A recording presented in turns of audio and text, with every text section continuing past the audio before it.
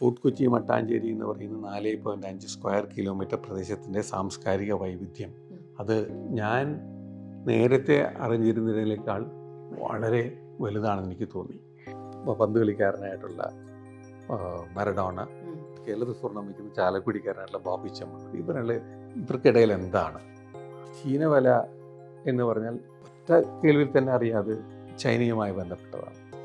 ചൈനയിൽ നിന്ന് വരുന്ന ആളുകൾ പറയാറുണ്ട് ചൈനയിൽ ചീനവലയില്ല, അവിടെ ക്രിമിനലുകളുണ്ടെങ്കിൽ ബിനാലെ നടത്താൻ പറ്റില്ല. ഗോവയിൽ നിന്ന് വന്ന ആളുകൾ ഉണ്ടാക്കുന്ന പപ്പടം ആണ് നമ്മൾ ഓണത്തിന് ഉണ്ണുന്ന കേരളീയ ഊണിൻ്റെ ഭാഗമാക്കി വെച്ചു. ഓരോ ബിനാലയിലും ഞാൻ പണിയെടുത്തിട്ടുണ്ട്. അതിലെനിക്ക് വലിയ സന്തോഷമുണ്ട്. ചീനവലയുടെ വിവിധ ഭാഗങ്ങൾക്ക് പോർച്ചുഗീസ് വാക്കുകളാണ്. കൂടുതൽ അറിയും തോറും കൂടുതൽ കൗതുകപ്പെടുന്ന ഒരു മേഖലയായിട്ടാണ് കൊച്ചി മാറുന്നത്. ഫോർട്ട് കൊച്ചിയുടെയും മട്ടാഞ്ചേരിയുടെയും nooks ആൻഡ് കോർണേഴ്സിനോട് ചോദിച്ചു കഴിഞ്ഞാൽ അവിടെ ഉറങ്ങിക്കിടക്കുന്ന ആത്മാക്കളും അവിടുത്തെ ചരിത്രവും എടുത്തു പറയുന്ന ഒരു പേരാണ് ബോണി തോമസ്. കാർട്ടൂൺ ജേർണലിസ്റ്റായിട്ട് കരിയർ തുടങ്ങി ഇപ്പം നമുക്ക് കൊച്ചിയുടെ ഹെറിറ്റേജിനെ വളരെ ബ്യൂട്ടിഫുള്ളി നമുക്ക് എക്സ്പ്ലെയിൻ ചെയ്തു തരുന്ന വാക്ക് വിത്ത് ബോണി എന്ന സോഷ്യൽ മീഡിയയിലെ ട്രെൻഡിങ് ആയിട്ടുള്ള പ്രോഗ്രാം ചെയ്യുന്ന ബോണി ഇന്ന് നമ്മളോട് കൂടെയുണ്ട്. ബിനാലയുടെ കോ-ഫൗണ്ടറും അതുപോലെ ആർട്ടിസ്റ്റും ജേർണലിസ്റ്റും അതുപോലെ തന്നെ ഒരു ഹെറിറ്റേജ് പ്രൊമോട്ടറുമായിട്ടുള്ള ബോണിയോട് ഇന്ന് നമുക്ക് വിശേഷങ്ങൾ ചോദിച്ചറിയാം. Welcome to Malabar channel. Thank you. We are please to be with you. കഴിഞ്ഞ ആഴ്ച നമ്മൾ കണ്ടല്ലോ മട്ടാഞ്ചേരി വാക്കിൽ, ഹെറിറ്റേജ് വാക്ക്. അതെ. I was thinking that you are from Fort Kochi, you are from Mattancherry എന്ന്. പിന്നെ സംസാരിച്ചുകൊണ്ടിരിക്കുന്നതിൻ്റെ ഇടയിൽ പറഞ്ഞു മുളവുകാട് സ്വദേശിയാണ് എന്ന്. അപ്പോൾ how did this journey with Fort Kochi and Mattancherry happen? You wrote a book. ഞാൻ ഫോർട്ട് കൊച്ചിയുടെയും മട്ടാഞ്ചേരിയുടെയും സമീപം കായലിൽ ഒരു ദ്വീപിലാണ് ജനിച്ചത്. സ്ഥലത്തിൻ്റെ പേര് പൊഞ്ഞിക്കര ദ്വീപ് അല്ലെങ്കിൽ മുളവുകാട് ദ്വീപ് എന്ന് പറയും. അവിടെ ഇപ്പോൾ ഇന്ന് അതൊരു ദ്വീപല്ല, അത് പാലം കൊണ്ട് കണക്റ്റഡ് ആണ്.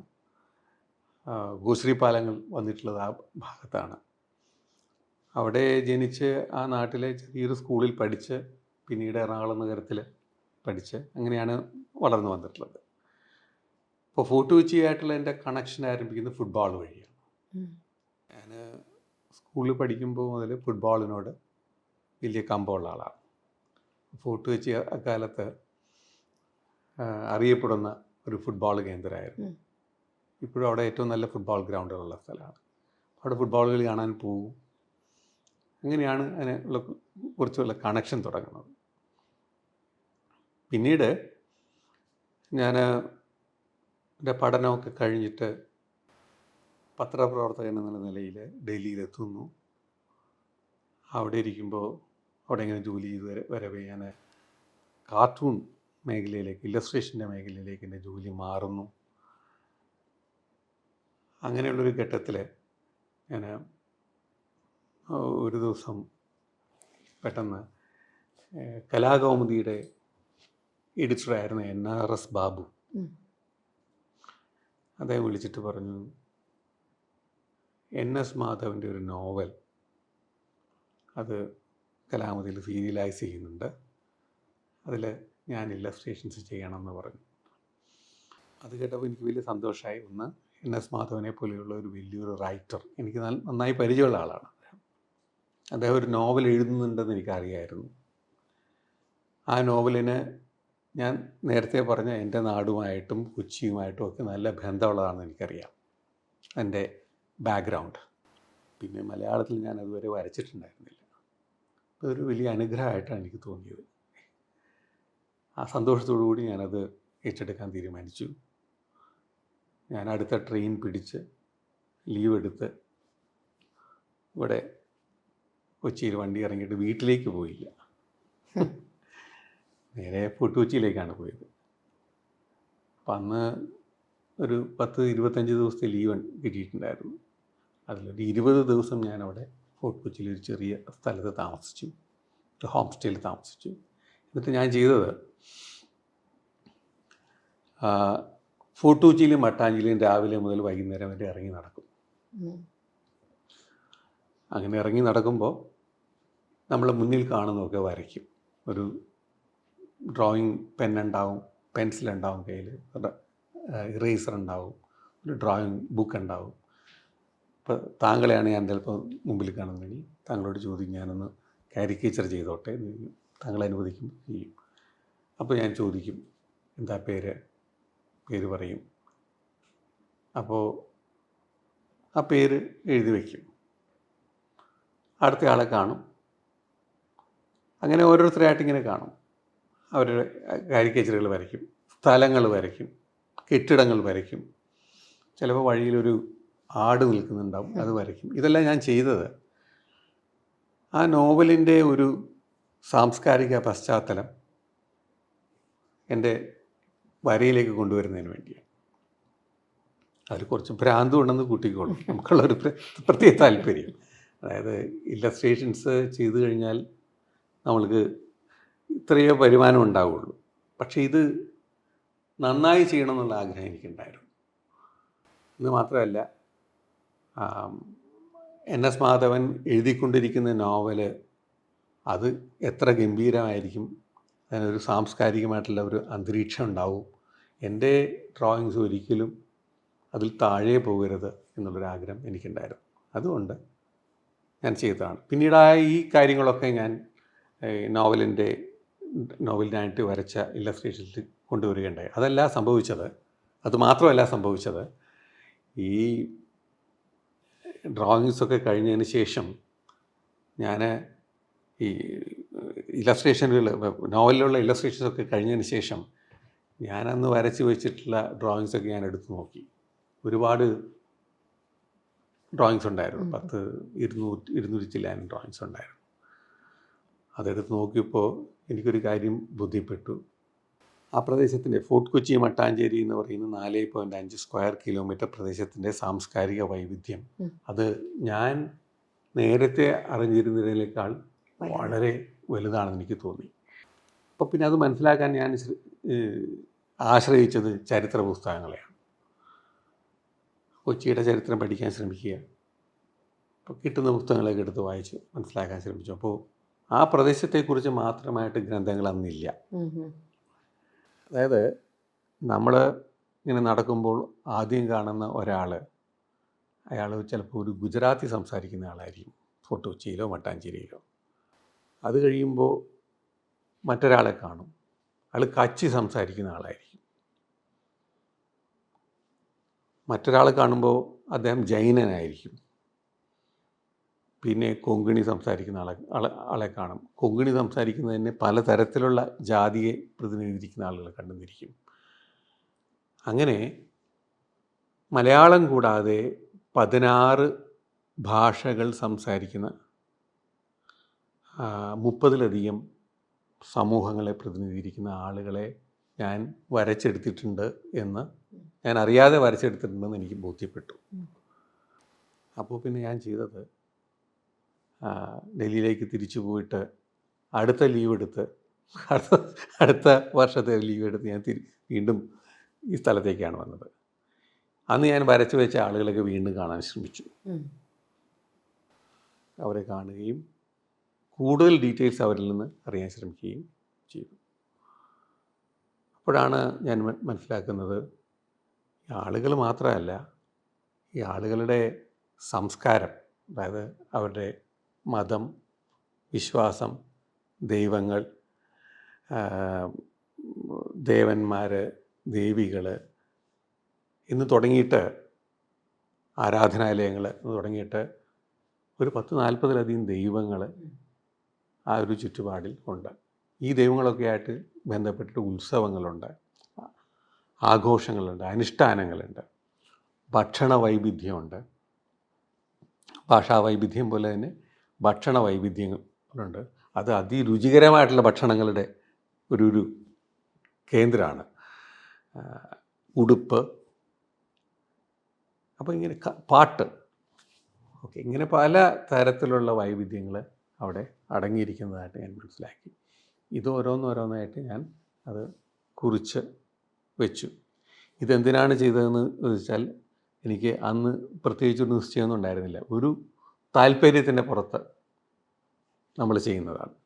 ഇതൊക്കെ കുറിച്ചെടുത്തതിന് ശേഷം ഞാൻ എൻ്റെ വൈഫിനോട് ഇത് പറയായിരുന്നു.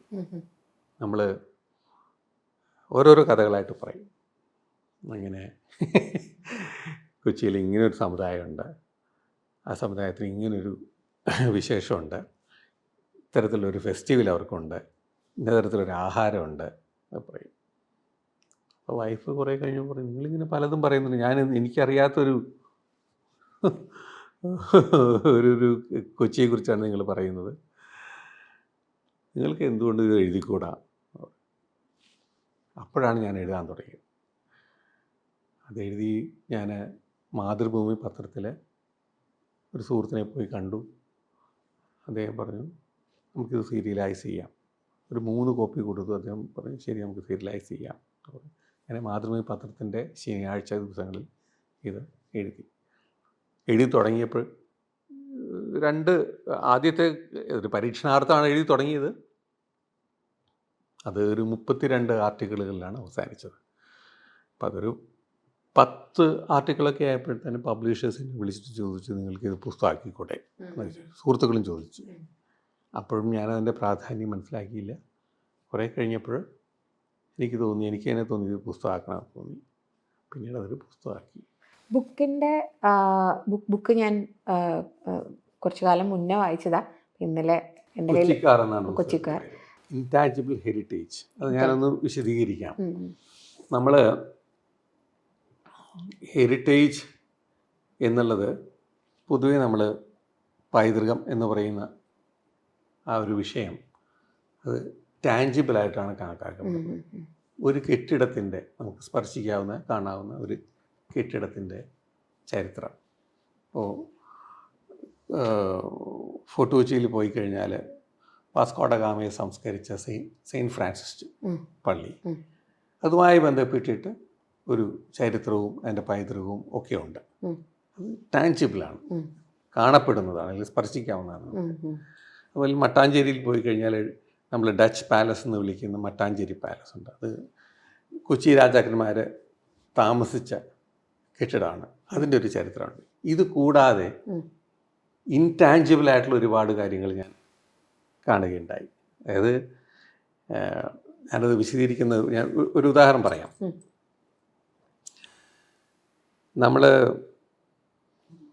ഓണം ഉണ്ണുന്നു, ഇലയിട്ട് നല്ല എല്ലാ വിഭവങ്ങളുള്ള നല്ലൊരു സദ്യ ഓണത്തിന്. മലയാളികളുടെ വളരെ അഭിമാനപൂർവ്വം പറയുന്നൊരു കാര്യമാണ് ദേശീയോത്സവം ഓണത്തിൻ്റെ കേരളീയരുടെ ഒരു ഐഡൻറ്റിറ്റി ആയിട്ടാണ് നമ്മൾ കാണുന്നത്. ആ ഇലയിട്ടുള്ള ഊണ്, അതിലേറ്റവും പ്രധാനപ്പെട്ടൊരു കാര്യമാണ് പപ്പടം. പക്ഷെ പപ്പടം കൊച്ചിയിൽ ഉണ്ടാക്കുന്നത് കൊങ്കിണി സംസാരിക്കുന്ന ഗോവയിൽ നിന്ന് വന്ന ആളുകളാണ്. അത് അവരുടെ മൊണോപ്പൊളിയാണ്. അതെ അതെ അതെ, കൊങ്കിണി ബ്രാഹ്മൺസ്, ഗൗഡ സാരസ്വത ബ്രാഹ്മണർ. നമ്മൾ മട്ടാഞ്ചേരിയിൽ വഴിയിലൂടെ നടന്നു പോകുമ്പോൾ വഴിയരികിൽ നിന്ന് അവരിങ്ങനെ പപ്പടം ഉണ്ടാക്കുന്നത് കാണാം. ഓക്കെ, അവരുടെ വലിയൊരു കോൺട്രിബ്യൂഷനാണിത്. ഓക്കെ, അത് എന്നെ കൗതുകപ്പെടുത്തിയത്. കാരണം അവർ 16-ാം നൂറ്റാണ്ട് മുതൽ ഇവിടെ കൊച്ചിയിൽ വരാൻ തുടങ്ങിയ ആളുകളാണ്. അതിനൊരു രാഷ്ട്രീയ ചരിത്രമുണ്ട്. ഗോവയിൽ അവരുടെ മതം പീഡിപ്പിക്കപ്പെടുന്നൊരു കാലത്ത് അവിടെ നിന്ന് രക്ഷപ്പെട്ടു പോകുന്ന ആളുകൾ, അഭയാർത്ഥികളായിട്ട് വന്നവരാണ്. അവർക്ക് ഇവിടെ അഭയം കിട്ടി. അങ്ങനെ അഭയം കിട്ടിയ ആളുകൾ ഇവിടെ ചെയ്യുന്നൊരു ജോലിയാണ് പപ്പടം ഉണ്ടാക്കാൻ. ഇന്നും അവരുടെ മോണോപ്പോളിയാണത്. ഓക്കെ, ഈ സാധാരണ പപ്പടം മാത്രമല്ല, അവർ പലതരത്തിലെ പപ്പടം ഉണ്ടാക്കും. ചക്കപ്പപ്പടം ഉണ്ടാക്കും, കുരുമുളക് പപ്പടം ഉണ്ടാക്കും, മുളക് പപ്പടം ഉണ്ടാക്കും, കപ്പ പപ്പടം ഉണ്ടാക്കും. പലതരത്തിലെ പപ്പടങ്ങളുണ്ട്. പപ്പടത്തിൻ്റെ ഒരു നിര തന്നെയുണ്ട്. ഈ പപ്പടം ഉണ്ടാക്കുന്ന കമ്മ്യൂണിറ്റി അവരുടെ ചരിത്ര പശ്ചാത്തലം, പൈതൃക പശ്ചാത്തലം നമ്മൾ എടുത്തു കഴിഞ്ഞാൽ അത് ഗോവയിൽ നിന്നാണ്. ഗോവയിൽ നിന്ന് വന്ന ആളുകൾ ഉണ്ടാക്കുന്ന പപ്പടം ആണ് നമ്മൾ ഓണത്തിന് ഉണ്ണുന്ന കേരളീയ ഊണിൻ്റെ ഭാഗമാക്കി വെച്ചിരിക്കുന്നത്. ഇത് നമ്മൾ പെട്ടെന്ന് കാണാത്ത ഒരു പൈതൃകമാണ് അതിനകത്ത് ഉള്ളത്. ഓക്കെ, ഇതുപോലത്തെ ഒരുപാട് കാര്യങ്ങൾ ഞാൻ അവിടെ ഈ കണ്ടെത്തുകയുണ്ടായി. ഇങ്ങനെ എന്താ പറയുക സൈലൻറ്റ് അല്ലെങ്കിൽ ഡോർമെൻ്റ് ആയി കിടക്കുന്ന ഹിസ്റ്ററി അന്വേഷിച്ച് പോയ സമയത്ത് even though Fort Kochi and Mattancherry ഒരു ഇൻ്റർ കൾച്ചറൽ സ്പേസ് ആണ് എന്ന് പറയുമ്പോൾ പോലും did you find like there is conflict of in the history? ഇപ്പോൾ history is always history individuals പെർസ്പെക്റ്റീവിൽ വരുമല്ലോ. അപ്പോൾ ഇതിൽ കോൺഫ്ലിക്ട്സ് തോന്നിയിട്ടുണ്ടായിരുന്നു. So how did you actually filter it out? ഇത് കോൺഫ്ലിക്റ്റ് സ്വാഭാവികമായിട്ടും ഉണ്ട്. ഇപ്പോൾ മതസൗഹാർദ്ദം അല്ലെങ്കിൽ സാമൂഹിക സൗഹാർദ്ദം എന്നുള്ളത് വളരെ വ്യക്തമായിട്ട് തന്നെ അവിടെ നിലനിൽക്കുന്നുണ്ട്. എന്ന് വെച്ച് ഈ കമ്മ്യൂണിറ്റികൾ തമ്മിൽ ഗാഢബന്ധമുണ്ടെന്ന് നമുക്ക് പറയാൻ കഴിയില്ല. ഞാൻ ഒരു ഉദാഹരണം പറയാം. കപ്പലണ്ടിമുക്ക് എന്ന് പറയുന്ന സ്ഥലമുണ്ട്. അവിടെ ഫോർട്ട് കൊച്ചിയുടെയും മട്ടാഞ്ചേരിയുടെയും നടുവിലായിട്ട് വരുന്ന അല്ലെങ്കിൽ ആ ബോർഡറിൽ വരുന്നൊരു സ്ഥലമാണ് കപ്പലണ്ടിമുക്ക്. ആ കപ്പലണ്ടിമുക്കിൽ പോയി കഴിഞ്ഞാൽ നമ്മൾ പണ്ട് കപ്പലണ്ടി കച്ചവട കേന്ദ്രമായിരുന്നു, അതുകൊണ്ടാണ് അതിന് കപ്പലണ്ടിമുക്ക് എന്ന് പറയുന്നത്. അവിടെ ഒരു ദേവീക്ഷേത്രമുണ്ട്. ഈ ദേവീക്ഷേത്രത്തിൻ്റെ ഉത്സവം വളരെ പ്രശസ്തമാണ്. തീക്കരകം എന്ന് പറയുന്ന ഒരു ഒരു സംഭവമാണ്. തീ കൊണ്ടിട്ടുള്ള ചില ഒരു പാത്രം എടുത്തുകൊണ്ട് പോകുന്നൊരു എന്താ പറയുക, ഒരു അനുഷ്ഠാനമാണത്. ഈ ഒരു പാത്രത്തിൽ നിറയെ തീ വെച്ചിട്ട് അതിങ്ങനെ പൊള്ളുന്ന പാത്രമാണ്, പക്ഷെ അത് എടുത്തുകൊണ്ടാണ് ഇങ്ങനെ ഒരു പ്രൊസഷൻ പോകുന്നത്. അങ്ങനെയൊക്കെ വളരെ അറിയപ്പെടുന്നൊരു സ്ഥലമാണ്. ഈ ദേവീക്ഷേത്രം അതിലെ ഈ ആഘോഷം സംഘടിപ്പിക്കുന്നത് 2 മൈഗ്രൻ്റ് കമ്മ്യൂണിറ്റികൾ ചേർന്നിട്ടാണ്. അതിൽ ഒന്ന് തമിഴ്നാട്ടിൽ നിന്ന് കൊച്ചിയിലേക്ക് കുടിയേറിയ തമിഴ് യാദവർ എന്ന് പറയുന്നൊരു കമ്മ്യൂണിറ്റി. മറ്റൊരു കമ്മ്യൂണിറ്റി തെലുങ്ക് ദേശത്ത് നിന്ന് വന്നിട്ടുള്ള ഒരു 24 മലൈ തെലുങ്ക് ചെട്ടിക്കാർമാരെന്ന് പറയുന്നൊരു കമ്മ്യൂണിറ്റി. അപ്പോൾ തെലുങ്ക് അടിസ്ഥാനമാക്കിയിട്ടുള്ളൊരു കമ്മ്യൂണിറ്റി, തമിഴ് അടിസ്ഥാനമാക്കിയിട്ടുള്ള മറ്റൊരു കമ്മ്യൂണിറ്റി, അവരെല്ലാം മൂന്നാമതൊരു സ്ഥലത്ത് വന്ന് ചേരുന്നു. അവിടെ ഒരു ക്ഷേത്രത്തിൽ ഒരുമിച്ച് പ്രാർത്ഥിക്കുന്നു, ഒരു ഉത്സവം ഗംഭീരമായി ആഘോഷിക്കുന്നു. വലിയ ഒരുമയാണ്. പക്ഷേ ഒരു കമ്മ്യൂണിറ്റിയിലെ ഈ 2 കമ്മ്യൂണിറ്റിയിലെയും 2 പേര് തമ്മിൽ കല്യാണം കഴിക്കുന്നതായി ഞാൻ കണ്ടിട്ടില്ല. ഓക്കെ, നമ്മൾ സാമൂഹിക സൗഹാർദ്ദം നടക്കുന്നു എന്ന് പറയുമ്പോൾ തന്നെ എവിടെയോ ഒരു അകലമില്ലായ ഒരു ബാരിയർ അവിടെ ഉണ്ട്. അത് കൊച്ചിയിൽ വളരെ പ്രകടമാണ്. നമ്മുടെ നാട്ടിൽ മൊത്തത്തിലുള്ളൊരു സാധനമാണല്ലോ അത്. അതെ, ഒന്ന് ആലോചിക്കൂ. ഇത് നമുക്ക് ആലോചിക്കാൻ പറ്റാത്ത ഒരു പ്രതിഭാസമാണ്. 2 മൈഗ്രൻ്റ് കമ്മ്യൂണിറ്റികൾ, 2 ഭാഷയുടെ 2 പ്രദേശത്തിൻ്റെ പ്രതിനിധികളായിട്ടുള്ള കമ്മ്യൂണിറ്റികൾ, അവർ എങ്ങനെയൊക്കെയോ അവരിവിടെ വന്നു ചേർന്നു, ഇവിടെ അധ്വാനിക്കുന്നു, മലയാള നാട്ടിൽ അധ്വാനിക്കുന്നു, അവിടെ ജീവിക്കുന്നു.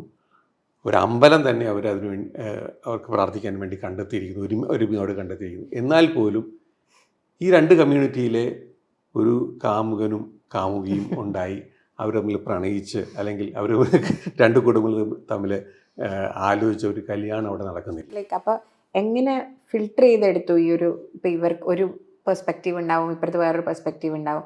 When you talk to another person, ഈ നാട്ടിലുണ്ടായിരുന്ന സോക്കോൾഡ് മലയാളികൾക്ക് വേറൊരു പെർസ്പെക്റ്റീവ് ആയിരിക്കും. അപ്പോൾ എങ്ങനെയാണ് ആ ഹിസ്റ്ററീനെ ഫിൽട്ടർ ചെയ്തെടുത്തത്? ഒന്ന്, ഇത്തരം കാര്യങ്ങൾ പറയുന്ന ഒരു ചരിത്ര ഗ്രന്ഥം ഇല്ല. കൊച്ചിയെക്കുറിച്ചിട്ട് പറയുമ്പോൾ വായിക്കുമ്പോൾ നമ്മൾ അനവധി പുസ്തകങ്ങളുണ്ട്. ആ പുസ്തകങ്ങളെല്ലാം പറഞ്ഞു പോകുന്ന രാജാവുമായി ബന്ധപ്പെട്ടുള്ള ഭരണപരിഷ്കാരങ്ങളുമായി ബന്ധപ്പെട്ടിട്ടുള്ള ഒരുപാട് കാര്യങ്ങൾ അവിടെ ഉണ്ട്. ആർക്കൈവ്സിൽ പോയാൽ അതിനെക്കുറിച്ചിട്ടുള്ള ഒരുപാട് ഇൻഫർമേഷൻ നമുക്ക് ലഭ്യമാകും. തുറമുഖത്തെക്കുറിച്ചിട്ടുള്ള കാര്യങ്ങൾ ലഭ്യമാകും. പക്ഷെ മനുഷ്യ ജീവിതത്തെക്കുറിച്ചിട്ടുള്ള ഗ്രന്ഥങ്ങളില്ല, അല്ലെങ്കിൽ ഇത്തരം ഇൻഫർമേഷൻ ഇല്ല. അത് നമ്മൾ നേരിൽ കാണുകയേ നിവൃത്തിയുള്ളൂ, നേരിൽ അനുഭവിക്കുകയേ നിവൃത്തിയുള്ളൂ. ഞാൻ വേറൊരു ഉദാഹരണം കൂടി പറഞ്ഞുതരാം. ഞാൻ നേരത്തെ പറഞ്ഞ തമിഴ് യാദവ കമ്മ്യൂണിറ്റി. തമിഴ് യാദവ കമ്മ്യൂണിറ്റി യാദവർ ശ്രീകൃഷ്ണ ഭഗവാന്റെ കുലമാണല്ലോ യാദവര്. അത് അവരവർ വളരെ അതിൽ വളരെ പ്രൈഡുള്ള ആളുകളാണ്. ആ കമ്മ്യൂണിറ്റി ചെയ്യുന്നത് അവർ തമിഴ്നാട്ടിലൊരു ഗ്രാമത്തിൽ നിന്ന് അവർ കഥ പറയുന്നത്, അത് എഴുതപ്പെട്ട കഥയല്ല, പറയപ്പെടുന്ന കഥയാണ്, വാമൊഴി കഥകളാണ്. അവർ പറയുന്നത് തമിഴ്നാട്ടിലെ ഇമ്പുപെട്ടി എന്ന് പറയുന്ന ഒരു ഗ്രാമത്തിലെ വരൾച്ച ഉണ്ടായപ്പോൾ അവിടെ നിന്ന് ജോലി അന്വേഷിച്ച് വന്നവരാണ് ആദ്യത്തെ തമിഴ് യാദവർ എന്ന് പറയുന്നത്. അവരിവിടെ കണ്ടെത്തിയ ജോലി അല്ലെങ്കിൽ ബിസിനസ് ആടുകളെ കൊണ്ടുവരിക, കുഞ്ഞാടുകളെ കൊണ്ടുവരിക. ആ ആടുകളെ ബേസിക്കലി ആട്ടിടയന്മാരെ പോലത്തെ ഒരു കമ്മ്യൂണിറ്റിയാണ്. അതിനെ വളർത്തുക, വളർത്തി വലുതാക്കി വിൽക്കുക. മട്ടൺ അപ്പം അതിലേക്ക് ഞാൻ വരുന്നത്. അവർ കൊല്ലില്ല, വളർത്തി വലുതാക്കി വിൽക്കും. അത് അവർക്ക് ഏറ്റവും നല്ല ബിസിനസ് കിട്ടുന്നത് ഒരു മുസ്ലിം പെരുന്നാളപ്പോഴാണ്. ഓക്കെ, അത് നല്ല മട്ടൻ ബിരിയാണി ആയിട്ടോ മട്ടൻ കറി ആയിട്ടോ അത് മാറും. ഇത് വിൽപ്പന നടത്തുന്ന ആളുകൾ ശ്രീകൃഷ്ണ ഭഗവാന്റെ കുലത്തിൽ പിറന്ന ആളുകളാണ്. അവർ ആടിനെ സ്നേഹപൂർവ്വം തന്നെയാണ് വളർത്തുന്നത്. പക്ഷെ അത് അവരുടെ ബിസിനസ്സാണ്, അവരുടെ സർവൈവലിൻ്റെ ഭാഗമാണ്. അവരതിനെ കൊല്ലുന്നില്ല. പക്ഷേ മറ്റൊരു മതക്കാരൻ ആണ് അതിൻ്റെ അവരുടെ ഉത്സവത്തിൻ്റെ ഭാഗമായി, ആഘോഷത്തിൻ്റെ ഭാഗമായി ഇത് മട്ടൻ ബിരിയാണിയോ ഒക്കെ ആയിട്ട് മാറ്റുന്നത്. ഇനി നല്ല ബിസിനസ് അവിടെ കിട്ടണമെങ്കിൽ ഒരു നല്ല മുസ്ലിം ഫെസ്റ്റിവൽ വരണം അവിടെ, അല്ലെങ്കിലും അവിടെ കച്ചവടം ഉണ്ടാവും. പക്ഷേ അവർക്കൊരു പ്രോഫിറ്റ്, വലിയ പ്രോഫിറ്റിലേക്ക് വരുന്നത് ഇങ്ങനെയാണ്. ഇപ്പോഴും അങ്ങനെ തന്നെയാണ് ഇപ്പോൾ. പക്ഷേ ആ ഒരു ബിസിനസ് കുറഞ്ഞിട്ടുണ്ട്. എന്നുവെച്ചാൽ ഈ കമ്മ്യൂണിറ്റി, ഈ തമിഴ് യാദവരെന്ന് പറഞ്ഞ ആളുകൾ അവർ മറ്റ് ചില ജോലികളിലേക്ക് പോവുകയും പുതിയ പുതിയ തലമുറ മറ്റു പല ജോലികളിലേക്ക് പോവുകയും ഒന്ന് കുറച്ച് ഫാമിലി മാത്രം ആ ജോലിയിൽ വ്യാപൃതരായിട്ടിരിക്കുകയും ചെയ്യുന്നുണ്ട്. അപ്പോൾ ഇതാണ് പറയുന്നത്, നമ്മൾ കാണാത്ത ഒരുപാട് തലങ്ങളുണ്ട് അതിനകത്ത്. വേറൊരു കമ്മ്യൂണിറ്റിയെക്കുറിച്ച് ഞാൻ പറയാം. അവിടെ തമിഴ് ബ്രാഹ്മണരുണ്ട്. ആ സമുദായക്കാർ പറയുന്ന അവരുടെ പൂർവികർ തമിഴ്നാട്ടിലെ താമ്രപർണി നദിയുടെ സമീപത്തുള്ള ഒരു ഗ്രാമത്തിൽ നിന്ന് കൊച്ചിയിലെത്തി എന്നാണ് പറയുന്നത്. അവരവിടെ ബിസിനസ് ആവശ്യങ്ങൾക്ക് വേണ്ടി വന്നതാണ്. അതിൽ തുണി കച്ചവടം ഉണ്ടായിരുന്നു, അങ്ങനെ പല തരത്തിലുള്ള കച്ചവടമൊക്കെ ഇങ്ങോട്ടുണ്ടായിരുന്നു. അപ്പോൾ അവർ തുടക്കം മുതലേ ചെയ്ത മറ്റൊരു ബിസിനസ് മണി ലെൻഡിങ് ആയിരുന്നു, പണം പലിശയ്ക്ക് കൊടുക്കൽ. ഒരു സസ്യാഹാരം മാത്രം കഴിക്കുന്ന ആളുകളാണ്. അപ്പം അങ്ങനെ സസ്യാഹാരികളായിട്ടുള്ള ഈ കമ്മ്യൂണിറ്റി, ആ കമ്മ്യൂണിറ്റി പറയുന്നത് കരന്തയാർ പാളയം എന്നാണ് പറയുന്നത്. ആ കമ്മ്യൂണിറ്റിയിലുള്ള ആളുകൾ കൊടുക്കുന്ന ഈ പണം, ആ പണം സാധാരണ വാങ്ങിക്കൊണ്ടു പോകുന്നത് കുഞ്ഞു കുഞ്ഞു ബിസിനസ് നടത്തുന്ന ആളുകളാണ് കൊച്ചിയിൽ. അവരേത് മതക്കാരായിരിക്കാം, അവർ സസ്യാഹാരികളാകാം, അല്ലാത്തവരാവാം, ചിലപ്പോൾ മീൻ കച്ചവടക്കാരായിരിക്കും, ഓക്കെ, അല്ലെങ്കിൽ മീറ്റ് വിൽക്കുന്ന ആളുകളായിരിക്കാം. അപ്പോൾ അത് ആ പണം കൊണ്ടുപോയി അവർ ബിസിനസ് നടത്തിയിട്ട് അത് തിരിച്ച് ഇവർക്ക് വന്നു ചേരും, ലാഭത്തോടു കൂടി ഇവിടെ വന്നു ചേരും.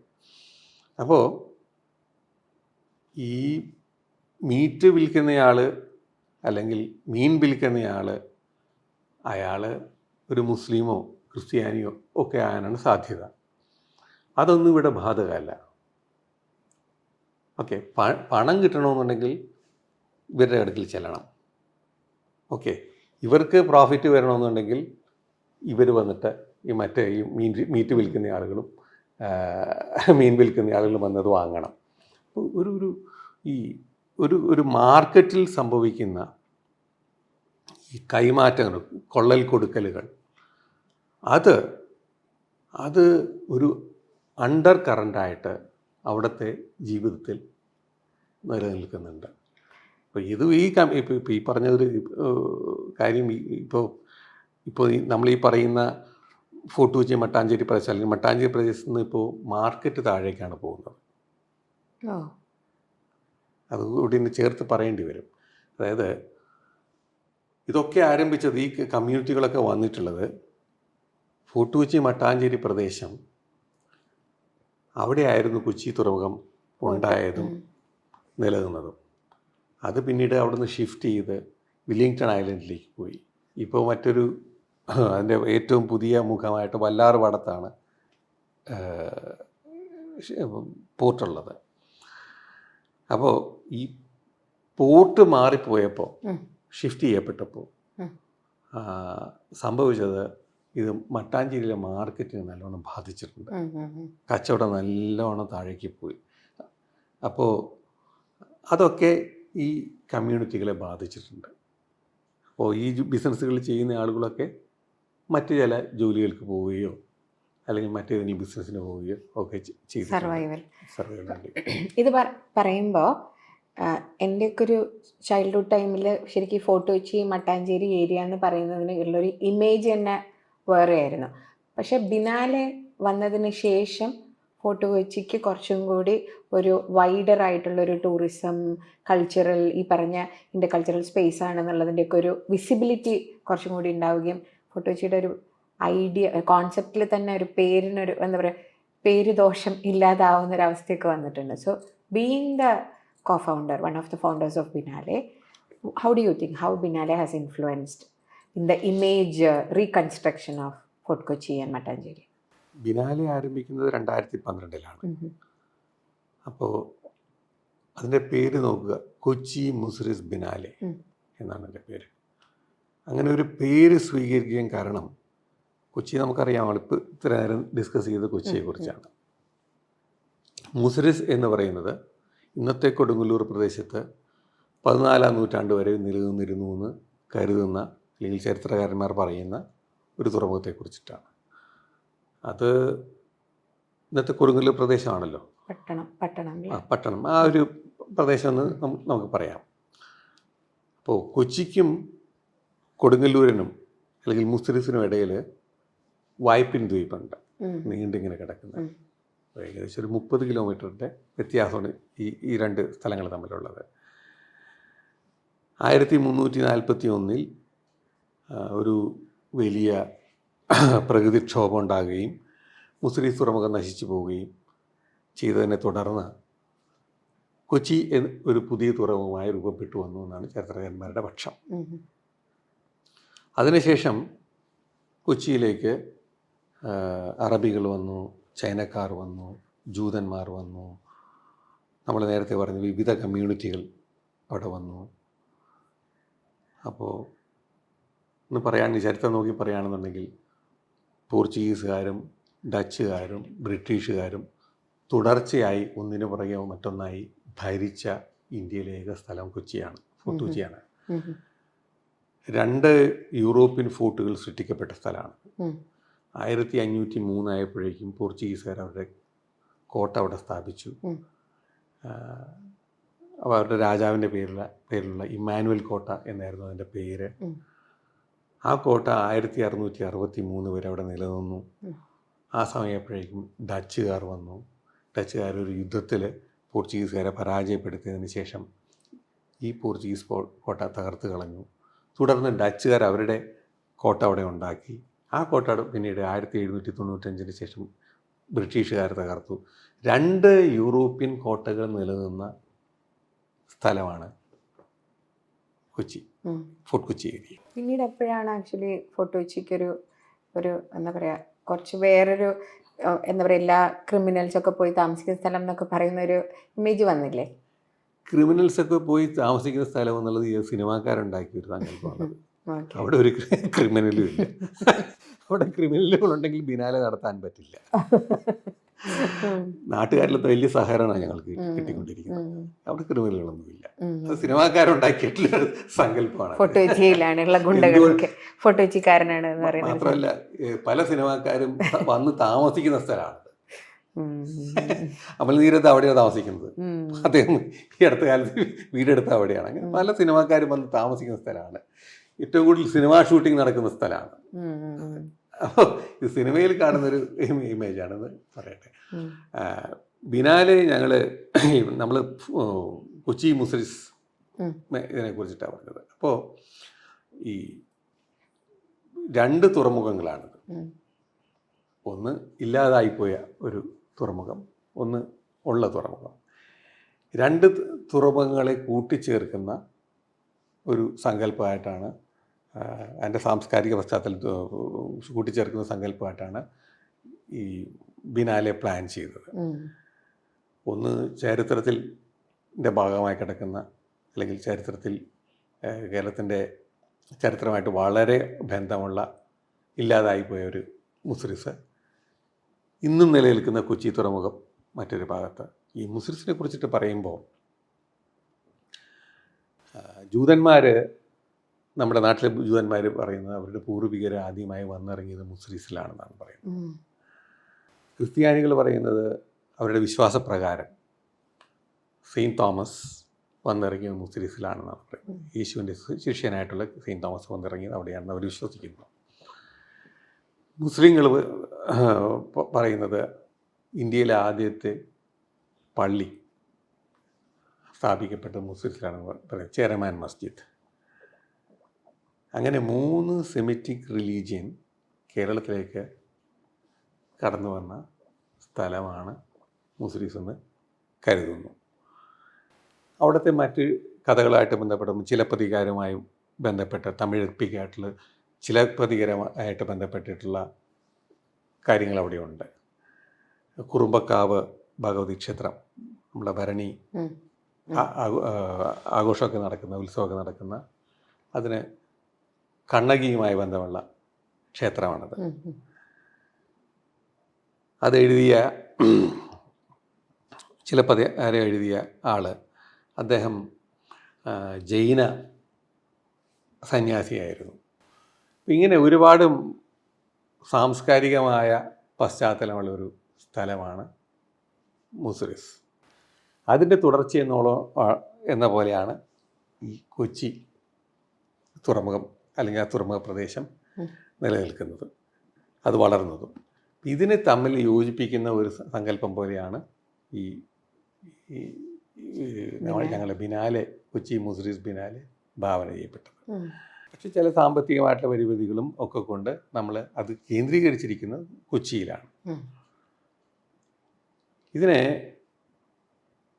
നമ്മൾ ബിനാലേക്ക് ചെയ്യാൻ കഴിഞ്ഞത് ലോകകലയും ഇന്ത്യൻ കലയും നിലനിൽക്കുന്നതിനിടയിൽ ഒരു ജാലകം, അല്ലെങ്കിൽ ഒരു കവാടം തുറന്നിടുവാൻ കഴിഞ്ഞു എന്നുള്ളതാണ്. ഒരു കവാടം തുറന്നു കൊടുക്കാൻ കഴിഞ്ഞു എന്നുള്ളതാണ്. നമുക്കിവിടെ കേരളത്തിൽ 4-5 ആർട്സ് കോളേജുകളുണ്ട്. കണ്ടംപററി ആർട്ട് അവിടെ പഠിപ്പിക്കുന്നുണ്ട് ഈ കോളേജുകളിൽ. പക്ഷേ അത് എല്ലാം ടെക്സ്റ്റിൽ നിന്ന് കിട്ടുന്ന അറിവുകളാണ് പലതും. ഇത് ലോകത്തിൻ്റെ വിവിധ ഭാഗങ്ങളിൽ നിന്നുള്ള കണ്ടംപററി ആർട്ടിസ്റ്റുകൾ അവരുടെ കലയുമായി ഇവിടെ വരികയും അത് അവതരിപ്പിക്കുകയും പലപ്പോഴും അത് ഇവിടെ തന്നെ നിർമ്മിക്കുകയും ഒക്കെ ചെയ്യുന്നതിൻ്റെ വലിയ അനുഭവങ്ങൾ നമുക്ക് ഉണ്ടായത് ബിനാലയിലൂടെയാണ്. അത് ഈ പറയുന്ന ആർട്ട് സ്റ്റുഡൻസിന് മാത്രമല്ല, കേരളത്തിലെ മുഴുവനും ആളുകൾക്ക് അത് അനുഭവിക്കാൻ കഴിഞ്ഞു എന്നുള്ളതാണ്. ബിനാലെ എന്നുള്ളത്, അതിൻ്റെ സക്സസ് എന്നുള്ളത്, ബിനാലെ എന്നുള്ള വാക്ക് ഇന്ന് മലയാളിക്ക് വളരെ വ്യക്തമായി മനസ്സിലാകുന്നു എന്നുള്ളതാണ്. ഒട്ടും മലയാളമല്ലാത്ത ആ വാക്ക് അതൊരു വലിയ കലാപ്രസ്ഥാനമാണെന്ന് ഏത് കുട്ടിക്കും അറിയാം എന്നുള്ളതാണ് അതിൻ്റെ ഏറ്റവും വലിയ സക്സസ്. അതിനെ എല്ലാവരും ചേർത്ത് പിടിച്ചതുപോലെ മട്ടാഞ്ചേരിക്കാരും ഫോർട്ട് കൊച്ചിക്കാരും ചേർത്ത് പിടിച്ചിട്ടുണ്ട്. ആദ്യകാലത്ത് ഞങ്ങളിവിടെ വരുമ്പോൾ, ബിനാലെ ആരംഭിക്കുമ്പോൾ അതെന്താണെന്ന് മനസ്സിലാകാതെ ആളുകൾ വലിയ സംശയത്തോടുകൂടെ നോക്കിയിരുന്നു. അത് മട്ടാഞ്ചേരിക്കാരും ഫോർട്ട് കൊച്ചിക്കാരും മാത്രമല്ല, കലാകാരന്മാർ വരെ നോക്കിയിരുന്നത്. കേരളത്തെ കലാകാരന്മാർ, രാഷ്ട്രീയക്കാരും ഒരുപാട് വിവാദങ്ങളൊക്കെ സൃഷ്ടിച്ചുകൊണ്ടാണ് അത് വന്നത്. അതൊന്നും വലിയ കാര്യമില്ലാത്ത കാര്യമാണെന്ന് മനസ്സിലായി. ഇന്ന് ബിനാലെ എന്ന് പറയുന്നത് ഞാൻ നേരത്തെ പറഞ്ഞ പോലെ ഒരു മലയാള വാക്ക് പോലെ നമ്മൾ അംഗീകരിച്ചിരിക്കുന്നു. 6 ലക്ഷം പേരാണ് ഈ കല കാണാൻ വേണ്ടി, ബിനാലയുടെ കലാപ്രദർശനം കാണാൻ വേണ്ടി അവിടെ എത്തുന്നത്. ഓരോ ബിനാലെയും വരാൻ വേണ്ടി കൊച്ചിക്കാർ കാത്തിരിക്കുകയാണ്. കൊച്ചിയിൽ ഈ ഫോർട്ട് കൊച്ചി മട്ടാഞ്ചേരി പ്രദേശത്ത് രജിസ്റ്റർ ചെയ്യപ്പെട്ടതും അല്ലാത്തതുമായ 300ഓളം ഹോം സ്റ്റേസ് ഉണ്ട്. ഈ ഹോം സ്റ്റേസിലൊക്കെ ഏറ്റവും നല്ല ബിസിനസ് കിട്ടുന്നത് ഈ ബിനാലെ വരുമ്പോഴാണ്. ഞാൻ പറഞ്ഞു വരുന്നത് ഒരു കലാപ്രസ്ഥാനം ഉണ്ടാക്കുന്ന, അതിൻ്റെ സമൂഹത്തിലുണ്ടാക്കുന്ന ഗുണങ്ങളെ കുറിച്ചിട്ടാണ് പറയുന്നത്. ഈ ഹോം സ്റ്റേ നടത്തുന്നയാൾ ഒരിക്കൽ പോലും ചിലപ്പോൾ ബിനാലെ വന്ന് കണ്ടിട്ടുണ്ടാവില്ല. പക്ഷേ അദ്ദേഹത്തിന് ഹോം സ്റ്റേയിലേക്ക് വരുമാനം ലഭിക്കുകയും അദ്ദേഹത്തിൻ്റെ കുടുംബം, അവിടെ ജോലിയെടുക്കുന്ന ആളുകളുടെ കുടുംബങ്ങൾ, ഇവരിലൊക്കെ ബിനാലയുടെ ഒരു ഷെയർ എത്തുന്നുണ്ട്. എല്ലാ ഓട്ടോറിക്ഷക്കാരും ഞങ്ങളോട് ചോദിക്കാറുണ്ട്, സർ ഇത്തവണ ബിനാലെ ഇല്ലേ എന്ന് ചോദിക്കാറുണ്ട്. കാരണം അവർ ഏറ്റവും കൂടുതൽ ഗുണം കിട്ടുന്നത് ആ സമയത്താണ്. നമ്മുടെ ബിനാലയ്ക്കൊരു പ്രത്യേകതയുണ്ട്. അത് ബിനാലെ ആരംഭിക്കുന്നത് ചുമട്ടുതൊഴിലാളികളാണ്. അവിടെ വന്നു ചേരുന്ന ആർട്ട് വർക്ക് പിടിച്ച് ഇറക്കി കൃത്യമായിട്ട് ഈ ബിനാലെ പ്രദർശിപ്പിക്കുന്ന വേദിയിലേക്ക് എത്തിക്കുന്നത് നമ്മുടെ തൊഴിലാളികളാണ്. CIT-കാരുണ്ട്, INTUC-കാരുണ്ട്, മറ്റു തൊഴിലാളികളൊക്കെ ഉണ്ട്.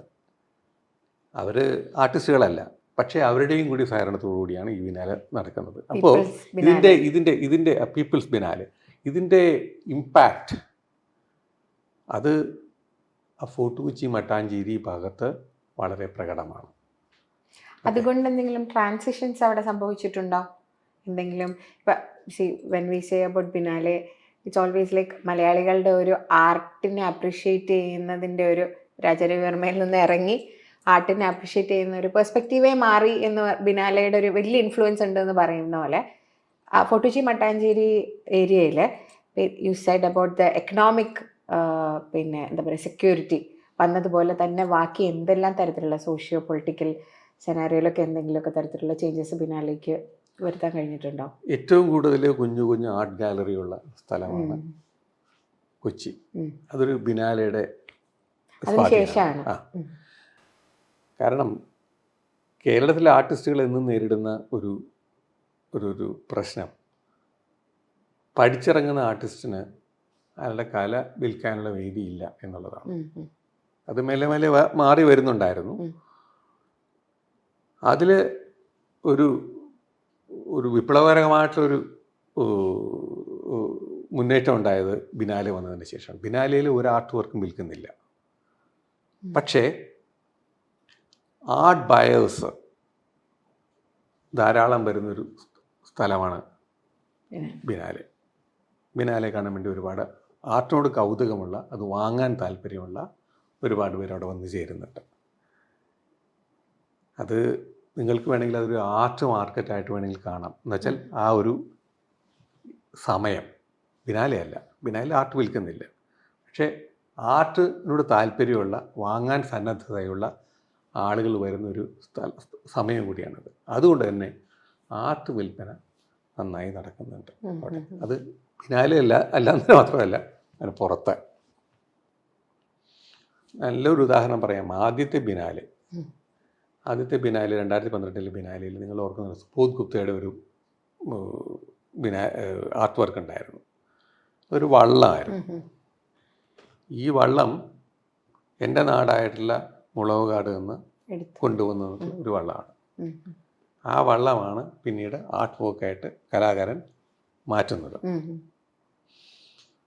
ആ വള്ളത്തിനകത്തുള്ള പല കാര്യങ്ങളും, ആർട്ട് വർക്കിൻ്റെ ഭാഗമായപ്പോൾ അതിൻ്റെ അകത്തുള്ള പല കാര്യങ്ങളും ആ മട്ടാഞ്ചേരിയിൽ നിന്ന് തന്നെയാണ് കൊണ്ടുവന്നിട്ടുള്ള കാര്യങ്ങളാണ്. അവയെല്ലാം ആർട്ട് വർക്കിൻ്റെ ഭാഗമാകുകയും ഇന്ന് ആ ആർട്ട് വർക്ക് ലോകപ്രശസ്തമായ ഒരു ഗാലറിയുടെ ഭാഗമായിട്ട് മാറുകയും ചെയ്തിട്ടുണ്ട്. അതായത് ആർട്ടിസ്റ്റ് പിന്നീട് അത് വിറ്റു. അതിൻ്റെ എത്ര രൂപയ്ക്കാണ് വിറ്റുന്നത്, ഏതായാലും കോടികൾ വിലമതിക്കുന്ന ഒരു ആർട്ട് വർക്കായിട്ടും അത് മാറി എന്ന് നമുക്ക് മനസ്സിലാക്കാവുന്നതാണ്. അപ്പോൾ ഇങ്ങനെയുള്ള ഒരുപാട് കാര്യങ്ങൾ ബിനാലെയായിട്ട് ബന്ധപ്പെട്ട് നടക്കുന്നുണ്ട്. ഞാൻ നേരത്തെ പറഞ്ഞ പോലെ വലിയൊരു ലോക കലയ്ക്കും അല്ലെങ്കിൽ ഇന്ത്യൻ കലയ്ക്കും ഇടയിൽ ഒരു വലിയ കവാടം തീർക്കപ്പെട്ടു എന്ന് പറയുന്നത് പോലെ ഈ കലയുടെ സന്ദേശം അതും പല ഭാഗത്തേക്ക് ഗ്ലോബലി എത്തിക്കാനായിട്ട് ബിനാലയ്ക്ക് കഴിഞ്ഞു. ഒരുപാട് ആർട്ടിസ്റ്റുകൾക്ക് ഇതുകൊണ്ട് ഗുണമുണ്ടായിട്ടുണ്ട് എന്നാണ് ഞങ്ങൾ മനസ്സിലാക്കുന്നത്. ഇന്ന് കൊച്ചിയിൽ അന്വേഷിച്ചാൽ കേരളത്തിൻ്റെ പല ഭാഗത്തു നിന്നും പഠിച്ച ആർട്ടിസ്റ്റുകൾ വന്ന് താമസിക്കുന്ന സ്ഥലമായിട്ട് കൊച്ചി മാറി. അത് ബിനാലയ്ക്ക് ശേഷം ഉണ്ടായിട്ടുള്ളൊരു ഒരു ശില്പി എന്നെ കണ്ടിട്ട് പറഞ്ഞത് 50 ശില്പികൾ എറണാകുളം നഗരത്തിൽ താമസിക്കുന്നുണ്ടെന്നാണ്. ഇതൊക്കെയാണ് എൻ്റെ ഒരു പ്രധാനപ്പെട്ട ഈ ടൂറിസം അല്ലാതെ ഉള്ളൊരു മറ്റൊരു ഇമ്പാക്റ്റ്. ഈ വർഷം ബിനാലെ ഉണ്ടല്ലോ അല്ലേ? നമ്മളെപ്പോഴും ബിനാലയുടെ ഫൗണ്ടേഴ്സ് എന്ന് പറയുന്ന സമയത്ത് you are the last name that we will hear. If you look at Wikipedia, നമ്മൾ പലയിടത്തും നോക്കുന്ന സമയത്ത് you have never on the space and also nobody has actually offered the space എന്ന് പറയുന്ന ഒരു സെനാറിയോ ശ്രദ്ധിച്ചിട്ടുണ്ട് ഞാൻ. അപ്പോൾ അങ്ങനെ എന്തെങ്കിലും ഒരു തോട്ട് വന്നിട്ടുണ്ടോ? അങ്ങനെ ഒരു തോട്ട് എനിക്കുണ്ടായിട്ടില്ല. ഞാൻ വളരെ ഇൻട്രോവേർട്ടായിട്ടൊരാളാണ്. ഞാൻ എന്നെ തന്നെ കാണുമ്പോൾ ഞാനിപ്പോൾ ഇങ്ങോട്ട് വരുന്ന സമയത്ത് ഞാനിത് ആലോചിക്കുകയായിരുന്നു. എനിക്കൊരു ഉൾവലിയാനായിട്ടുള്ള പിന്നോട്ട് പോകാനായിട്ടൊരു പ്രവണതയുണ്ട്. അതിപ്പോൾ അതുകൊണ്ട് സംഭവിച്ചിട്ടുള്ളതാണത്. ഈ ചോദ്യം എന്നോട് പലരും ചോദിച്ചിട്ടുണ്ട് വേറെ തരത്തിൽ. അത് കുറച്ചുകൂടി മോശമായ രീതിയിൽ ചോദിച്ചിട്ടുണ്ട്. പാര വെച്ചതാണോ എന്ന് ചോദിച്ചു. അങ്ങനെയൊന്നും ഉണ്ടായിട്ടില്ല. എൻ്റെ ഒരു പ്രകൃതം ഞാൻ പിന്നിലേക്ക് നിൽക്കുന്ന ആളാണ്. ഓക്കെ, പലപ്പോഴും ബിഹൈൻഡ് സീൻ എന്താ പറയുക, കട്ടനിൽ എന്നൊക്കെ പറയില്ലേ, തിരശ്ശീലയ്ക്ക് പിന്നിൽ നിന്ന് പ്രവർത്തിക്കുന്ന ഒരാളാണ് ഞാൻ. ഓരോ ബിനാലയിലും ഞാൻ പണിയെടുത്തിട്ടുണ്ട്. അതിലെനിക്ക് വലിയ സന്തോഷമുണ്ട്. എപ്പോഴും പിന്നിൽ നിന്ന് പ്രവർത്തിക്കാൻ ആഗ്രഹിക്കുന്ന ആളാണ്. ഈ കഴിഞ്ഞ ദിവസങ്ങളിലൊക്കെ ഇനി വരാനിരിക്കുന്ന ബിനാലയിലെ ആർട്ടിസ്റ്റുകൾ ഇവിടെ വന്നിരുന്നു. നമ്മൾ നേരത്തെ കണ്ടതുപോലെ അവരെല്ലാം കൊച്ചി നടന്ന് കാണിക്കുന്ന ജോലി ഞാനിപ്പോൾ ചെയ്യുന്നുണ്ട്. പക്ഷെ അതിന് വലിയ പബ്ലിസിറ്റി ഞാൻ കൊടുക്കാറില്ല, കൊടുക്കേണ്ട കാര്യമില്ല. ഓക്കെ, ഇങ്ങനെ ജോലി ചെയ്യുന്ന ഒരാളാണ് ഞാൻ. You started off your career as a journalist, reporter. Then you became cartoon journalist. അപ്പോൾ ആ ഒരു ജേർണി ഒന്ന് പറയോ?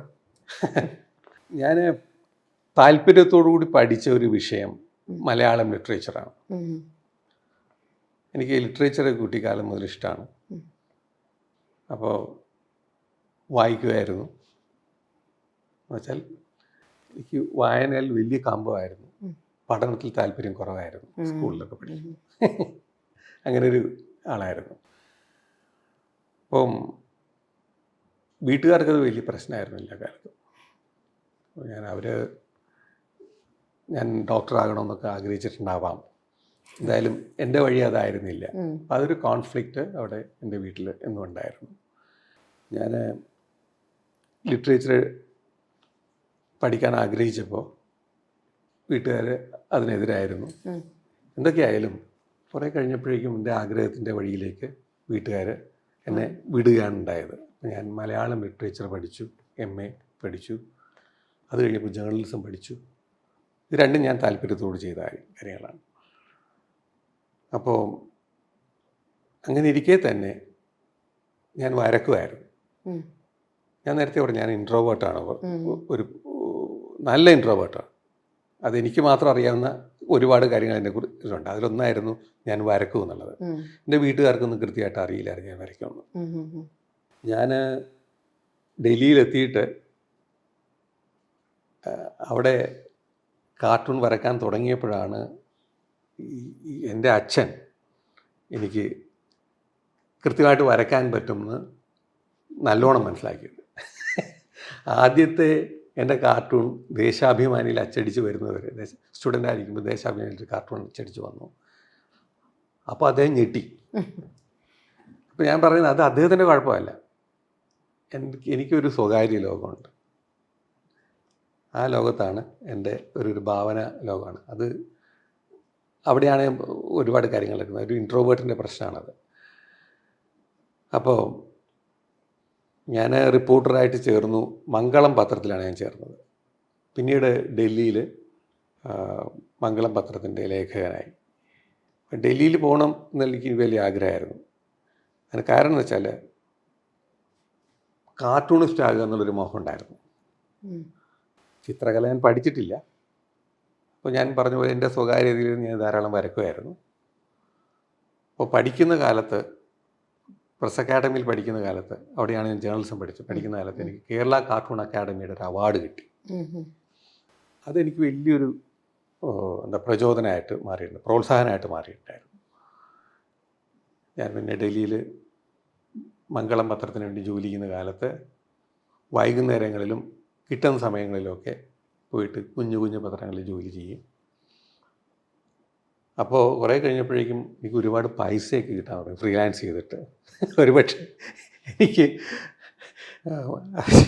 ഞാൻ ചെയ്യുന്ന ജോലി പത്രപ്രവർത്തനത്തെക്കാൾ കൂടുതൽ പണം എനിക്ക് ഇപ്പുറത്തുനിന്ന് കിട്ടാൻ തുടങ്ങി. കാർട്ടൂൺ വരച്ചിട്ടും ഇല്ലസ്ട്രേഷൻ വരച്ചിട്ട് കിട്ടാൻ തുടങ്ങി. ആ ഒരു സമയത്താണ് TN നായനാൻ എഡിറ്ററായിട്ടുള്ള ബിസിനസ് സ്റ്റാൻഡേർഡ് പത്രം ഒരു ആർട്ടിസ്റ്റിനെ, അല്ലെങ്കിൽ അവർ ഇല്ലസ്ട്രേറ്ററെയാണ് നോക്കിയത്, ഒരു ഇല്ലസ്ട്രേറ്ററിനെ അവർക്ക് ആവശ്യമാണെന്ന് ഞാൻ അറിഞ്ഞു. അതിനുവേണ്ടി ഞാൻ ശ്രമിച്ചു. അന്ന് കുരുവിള എന്ന് പറയുന്ന ടെലഗ്രാഫ് പത്രത്തിൻ്റെ എഡിറ്ററായിരുന്ന ഒരാളുണ്ടായിരുന്നു. അദ്ദേഹം മരിച്ചുപോയി. അദ്ദേഹത്തെ പോയി ഞാൻ കണ്ടു. അദ്ദേഹമാണ് എന്നെ റെക്കമെൻഡ് ചെയ്യുന്നത്.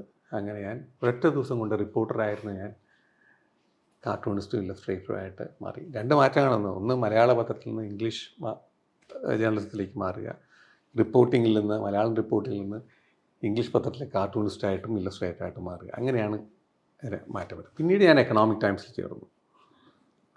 അപ്പോൾ നമ്മൾ ഇപ്പോൾ ഈ പറഞ്ഞ ഇതിൽ ലാംഗ്വേജിൻ്റെ ഒരു ട്രാൻസിഷൻ എക്സ്പ്രഷനിനെ ബാധിച്ചിരുന്നോ?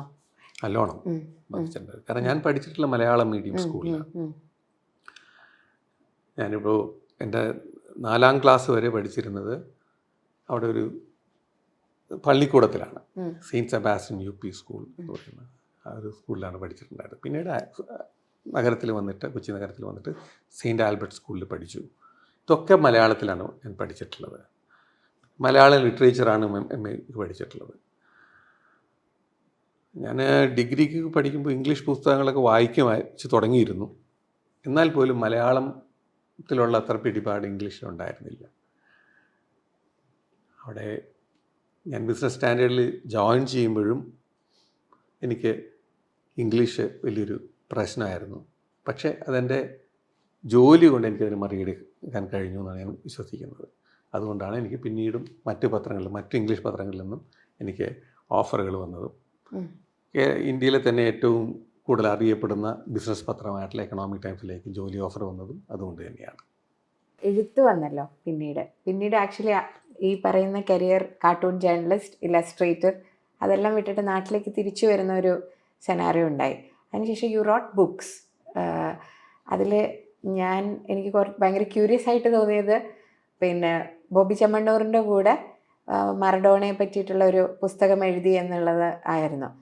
പക്ഷെ പിന്നീട് ഞാൻ അന്വേഷിച്ചപ്പോൾ മനസ്സിലാക്കി you are a hardcore football fan, that is precisely why you wrote it എന്നൊക്കെ. ആ ഒരു എക്സ്പീരിയൻസ് ഒന്ന് പറയാമോ? ഞാൻ ഈ ബോബി ചെമ്മണ്ണൂരിനെ എനിക്ക് വലിയ പരിചയമൊന്നും ഉണ്ടായിരുന്നില്ല. ഈ മറഡോണയുടെ ഒരു വലിയ ആരാധകനാണ് ഞാൻ. മറഡോണയുടെ ആ ഗോളുകൾ ഞാൻ വീണ്ടും വീഡിയോയിലെടുത്ത് കാണാറുണ്ട്.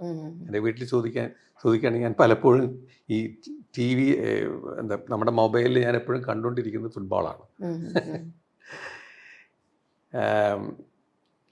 എൻ്റെ നാട്ടിലൊരു ഫുട്ബോൾ ക്ലബ്ബുണ്ട് പൂഞ്ഞിക്കരയിൽ, ബോൾഗാട്ടി ഫുട്ബോൾ ക്ലബ്ബ്. ഇപ്പോഴും ഞാൻ എൻ്റെ സെക്രട്ടറിയാണ്. ഓക്കെ, സമയം കിട്ടുമ്പോഴൊക്കെ ഞാനത് അവിടെ പോയി ആ കുട്ടികളോട് കളിക്കാറുണ്ട്. ഫുട്ബോളിൻ്റെ ഒരു വലിയ ക്രേസ് ആയിട്ടൊരു ഭാഗമാണത്, എൻ്റെ വ്യക്തിത്വത്തിൻ്റെ ഭാഗമാണത്. എന്നെ എപ്പോഴും അതിശയിപ്പിച്ചിട്ടുള്ളൊരു കാര്യം, അർജൻറ്റീനക്കാരനായിട്ടുള്ള മറഡോണ ഈ ചാലക്കുടിയിലോ മറ്റോ ജനിച്ചിട്ടുള്ള ബോബി ചെമ്മണ്ണൂർ, ഇവർ തമ്മിലുള്ള ബന്ധം എങ്ങനെയാണ് സംഭവിച്ചത്? മറഡോണ ഓഫ് കോഴ്സ് ഇന്ത്യയിലെ ഏത് വലിയ ബിസിനസ് ജയൻറ്റിനും വേണമെങ്കിൽ അദ്ദേഹത്തെ ഒരു പരസ്യമാക്കാമായിരുന്നു. ഉം, ഉം, ഉം, ഉം, ഉം, ലോകം മുഴുവൻ അറിയപ്പെടുന്ന ഏറ്റവും പെട്ടെന്ന് തിരിച്ചറിയുന്ന ഒരു മുഖമാണ് മറഡോണ. ഉം. ഏത് കുഞ്ഞിനും തിരിച്ചറിയാൻ കഴിയുന്ന മുഖമാണ്. ലോകം മുഴുവൻ അറിയപ്പെടുന്ന ഈ മറഡോണയെ ചാലക്കുടിയിലുള്ള ഒരു സ്വർണ്ണ കച്ചവടക്കാരൻ ബോബി ചെമ്മണ്ണൂർ, അതും അദ്ദേഹത്തെ നമുക്കറിയാം, അദ്ദേഹത്തിൻ്റെ വ്യക്തിത്വത്തെക്കുറിച്ച് നമുക്കറിയാം. ഒരു പ്രത്യേക വ്യക്തിത്വമുള്ളൊരു മനുഷ്യനാണ് അയാൾ.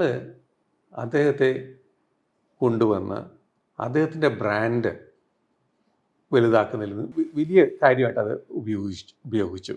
മറഡോണയെ ഇവിടെ കൊണ്ടുവന്നിട്ടുള്ള ബോബി ചെമ്മണ്ണൂരാണ്. ഈ ഒരു ബന്ധം എന്നെ കൗതുകപ്പെടുത്തിയിട്ടുണ്ട്. ഓക്കെ, അപ്പോൾ ഞാൻ ചെന്ന് ബോബി ചെമ്മണ്ണൂരെ പരിചയപ്പെടാനുണ്ടായത്.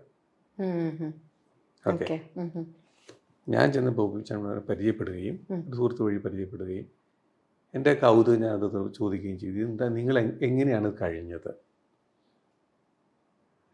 ആർക്ക് വേണമെങ്കിലും ഉപയോഗിക്കാമായിരുന്നു മറഡോണയെ, പക്ഷേ ബോബി ചെമ്മണ്ണൂർ മാത്രമാണ് ഉപയോഗിച്ചത്, ഒരു പരസ്യത്തിന് വേണ്ടി ഉപയോഗിച്ചത്.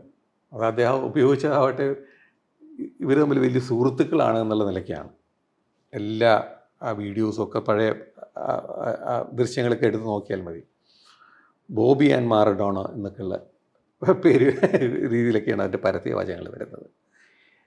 അത് ഒറ്റ നോട്ടത്തിൽ നമുക്ക് അങ്ങനെ ക്രേസി ആയിട്ടുള്ളൊരു ഐഡിയ ആയിട്ട് നമുക്ക് തോന്നുമെങ്കിൽ പോലും അത് കൊടുത്തിട്ടുള്ള വലിയൊരു പ്രചരണം ഭയങ്കരമാണ്.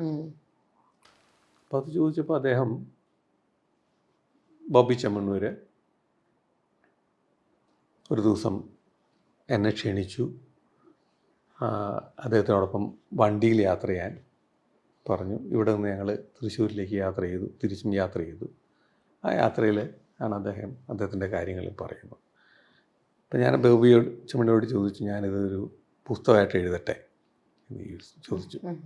അദ്ദേഹം അതിനെ വെൽക്കം ചെയ്തു. അപ്പോൾ ഞാൻ ബോബി ചെമ്മണ്ണൂരിനെ കുറിച്ചൊരു പുസ്തകം, അല്ലെങ്കിൽ ബോബി ചെമ്മണ്ണൂർ കൂടി ഉൾപ്പെടുന്നൊരു പുസ്തകം എഴുതുന്നു കേട്ടപ്പോൾ എൻ്റെ സുഹൃത്തുക്കളൊക്കെ വിലക്കി. അപ്പോൾ അവർ പറഞ്ഞു, നിങ്ങൾ ഇതിനൊരു കാര്യം ചെയ്യും, എനിക്ക് ഗോസ്റ്റ് റൈറ്റിംഗ്, അല്ലാതെ കാശ് മേടിച്ചാൽ മതിയല്ലോ, ഒരു ഗോസ്റ്റ് റൈറ്ററായിട്ട് ചെയ്തു കൂടെ. ഞാൻ പറയും, എന്തിനാ ഈ ഗോസ്റ്റ് റൈറ്റർ ആണോ? എനിക്ക് വളരെ കൗതുകം തോന്നുന്നൊരു സബ്ജക്റ്റാണിത്. ഓക്കെ, അർജന്റീനയിൽ കിടക്കുന്ന പന്ത് കളിക്കാരനായിട്ടുള്ള മറഡോണ, ചാലക്കുടിയിൽ സ്വർണം വിൽക്കുന്ന, അല്ലെങ്കിൽ കേരളത്തിൽ സ്വർണം വിൽക്കുന്ന ചാലക്കുടിക്കാരനായിട്ടുള്ള ബോബി ചെമ്മണ്ണൂർ, ഇവർക്കിടയിൽ എന്താണ്? ഇതായിരുന്നു എൻ്റെ ഒരു സബ്ജക്റ്റ്. അത് ഞാൻ എഴുതി. അതാണ്, ഞാനത് മറച്ചു വെക്കാനൊന്നും പോയില്ല. എൻ്റെ പേരിൽ തന്നെയാണ് ഞാൻ പുറത്ത് വന്നിട്ടുള്ളത്. Apparently he has made many people to write ghost writers ആയിട്ട്. ഞാൻ ഗോസ്റ്റ് ആകാൻ തീരുമാനിച്ചിട്ടില്ല. എഴുത്ത് ഏരിയയിൽ ഇപ്പം എന്താ, what are you doing right now? Are you writing stories? ഞാൻ ചെറുകഥകൾ എഴുതാറുണ്ട്, ആനുകാലിക പ്രസിദ്ധീകരണങ്ങളിൽ ചെറുകഥകൾ എഴുതാറുണ്ട്. അപ്പോൾ പക്ഷേ ചെറുകഥകൾ എഴുതി കഴിഞ്ഞാൽ പുസ്തകമാക്കണം എന്നുള്ള ആഗ്രഹം എനിക്ക് പലപ്പോഴും ഉണ്ടാകാറില്ല. അപ്പോൾ അത് പലപ്പോഴും അതിന് എന്നെ നിർബന്ധിക്കുന്നത് എൻ്റെ ഭാര്യയാണ്. അപ്പോൾ അടുത്ത തന്നെ ഒരു ചെറുകഥാ പുസ്തകം പുറത്ത് വരുന്നുണ്ട്. ഒരു പുസ്തകം ഓൾറെഡി വന്നിട്ടുണ്ട്. ഈ പറയുന്ന ചരിത്രം അന്വേഷിച്ച് പോകുമ്പോൾ കിട്ടുന്ന എലമെന്റ്സ് ഇതിനകത്ത് ഇൻഫ്ലുവൻസ്ഡ് ആണോ? അങ്ങനെ ഉണ്ടാവാം. അങ്ങനെ തന്നെ ആയിക്കൊള്ളണമെന്നില്ല. എന്നാലും എൻ്റെ വായനക്കാർ പറയാറുണ്ട്, നിങ്ങളുടെ ചെറുകഥകളിൽ ഇങ്ങനെ ചരിത്രത്തിനൊരു അംശം കിടക്കുന്നുണ്ട് എന്ന് പറയാറുണ്ട്. അപ്പോൾ എൻ്റെ ഡോഗ് സ്പേസ് എന്നുള്ള പേരിൽ എൻ്റെ ഒരു ചെറുകഥാ സമാഹാരം DC ബുക്സ് ഇറക്കിയിട്ടുണ്ട്. അടുത്ത പുസ്തകം ഉണ്ടായിക്കൊണ്ടിരിക്കുന്നു. ഉടനെ തന്നെ പുറത്തു വരുമെന്ന് പ്രതീക്ഷിക്കാം. So tell me about the heritage walk that you conduct in fort Kochi and Mattancherry area. ഇനി അടുത്ത ആഴ്ച വേറെ ഉണ്ടാവും അല്ലേ? അങ്ങനെ അത് ഗവൺമെന്റിനോട് അസോസിയേറ്റ് ചെയ്തിട്ടല്ലേ ചെയ്യണത്? അതിനെ പറ്റി ഒന്ന് പറയാമോ? കൊച്ചി, ഞാൻ പറഞ്ഞല്ലോ എങ്ങനെയാണ് ഞാൻ കൊച്ചിയിൽ താല്പര്യം വരുന്നത്, അല്ലെങ്കിൽ ഫോർട്ട് കൊച്ചി മട്ടാഞ്ചേരി പ്രദേശത്തിൽ എങ്ങനെയാണ് താല്പര്യം വരുന്നത് ഞാൻ നേരത്തെ പറഞ്ഞല്ലോ. കൂടുതൽ അറിയും തോറും കൂടുതൽ കൗതുകപ്പെടുന്നൊരു മേഖലയായിട്ടാണ് കൊച്ചി മാറുന്നത്. എൻ്റെ അഭിപ്രായത്തിൽ ഒരു 20ഓളം വാക്കിംഗ് ടൂർസ് നടത്തിക്കഴിഞ്ഞാൽ മാത്രമേ കൊച്ചിയെ നിങ്ങൾക്ക് മനസ്സിലാകൂ. കാരണം നടന്നു പോകുന്ന വഴിയിലെ ആ വഴി തന്നെയും അതിന് ഇരുവശങ്ങളിൽ കാണുന്ന മരങ്ങൾ ഉൾപ്പെടെ കെട്ടിടങ്ങൾ ഉൾപ്പെടെ ഉള്ള കാര്യങ്ങളും ഒക്കെ പൈതൃക കഥകൾ പറയുന്ന ഒരു സ്ഥലമാണ് കൊച്ചി. ഒരു ഉദാഹരണം പറഞ്ഞാൽ ഇന്ന് നമ്മളെല്ലാവരും അറിയുന്ന റോറോ ജെട്ടി അല്ലെങ്കിൽ ജങ്കാർ ജെട്ടി എന്ന് പറയുന്ന സ്ഥലത്ത് അവിടെ നമ്മൾ നടന്നു തുടങ്ങുകയാണെങ്കിൽ തൊട്ടു മുന്നിൽ ചീനവലയാണ്. ചീനവല എന്ന് പറഞ്ഞാൽ ഒറ്റ കേൾവിയിൽ തന്നെ അറിയാതെ ചൈനയുമായി ബന്ധപ്പെട്ടതാണ്. ചൈനയിൽ നിന്ന് വരുന്ന ആളുകൾ പറയാറുണ്ട് ചൈനയിൽ ചീനവലയില്ല. ചീനവലയുടെ വിവിധ ഭാഗങ്ങൾക്ക് ഒരു 4 കാലും ഒക്കെ ആയിട്ടുള്ളൊരു സംഭവമാണല്ലോ അത്. ആ 4 കാലുള്ള കാര്യമാണ് വെള്ളത്തിലേക്ക് പോയിട്ട് മീനെ പിടിച്ചുകൊണ്ട് വരുന്നത്. ചീനവലയുടെ വിവിധ ഭാഗങ്ങൾക്ക് പോർച്ചുഗീസ് വാക്കുകളാണ് ഉള്ളത്.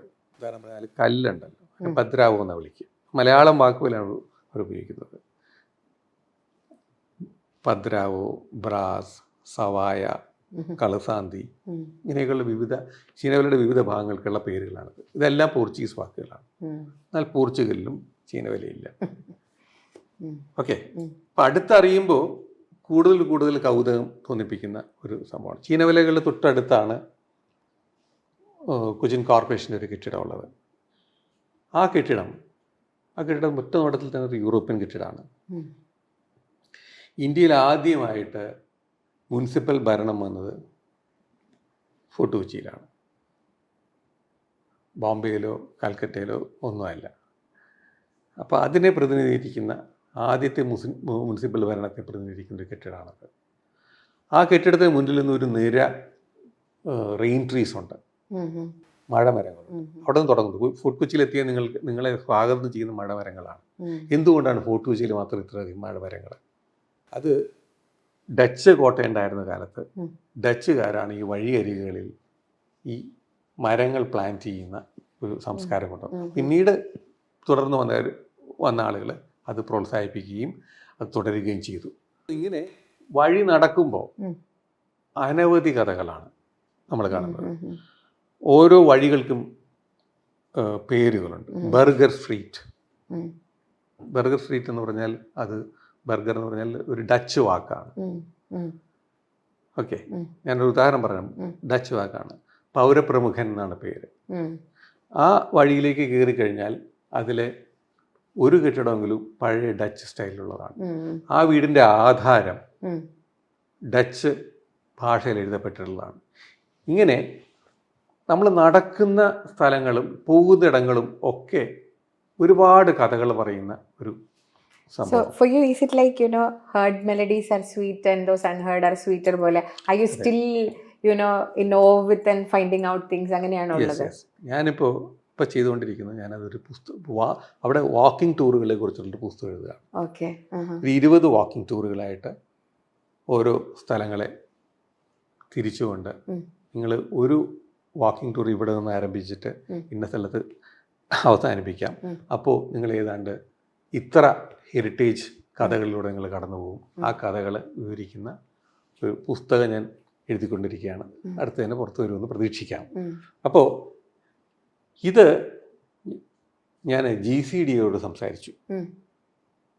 GCDA ചെയർമാനോട് സംസാരിച്ചു.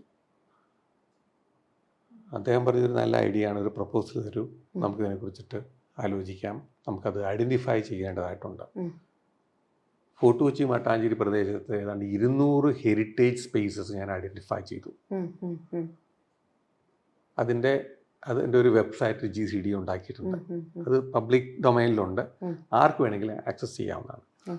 പോയി നോക്കിക്കഴിഞ്ഞാൽ ഓരോ സ്ഥലത്തിൻ്റെയും ഇപ്പോൾ നേരത്തെ പറഞ്ഞ ചീനവലയുടെ ഈ കഥ അവിടെയുണ്ട്, മുനിസിപ്പൽ ബിൽഡിങ്ങിൻ്റെ കഥ അവിടെയുണ്ട്, മരങ്ങളുടെ കഥ അവിടെയുണ്ട്.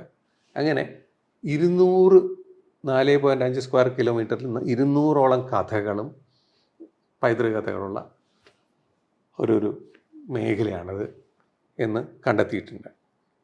ഈ കഥകൾ പറയുന്നതിന് വേണ്ടി ഞാനിപ്പോൾ ജോലി ചെയ്യുന്ന Cochin heritage zone conservation society അതിൻ്റെ ചീഫ് കളക്ടറാണ്.